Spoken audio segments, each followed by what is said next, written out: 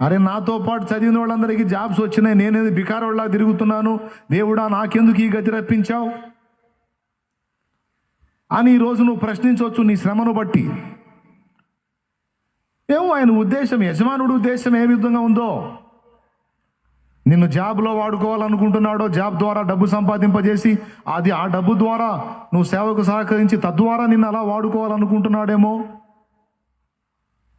అని నువ్వు అనుకోవచ్చు. కానీ జాబ్ కాదు నాన్న,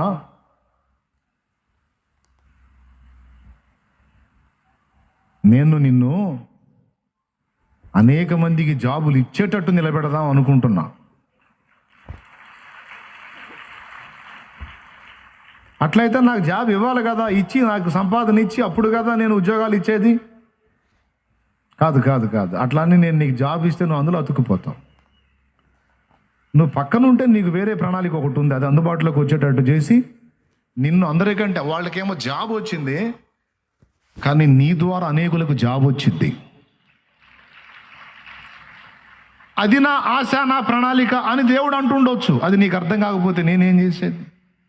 కానీ నువ్వేమనుకుంటావు, వాడికి వచ్చింది వీడికి వచ్చింది నాకు రాలేదంటావు. ఏమో ఆయన ప్లాన్ వేరుగా ఎలా ఉందో నీకేం తెలుసు?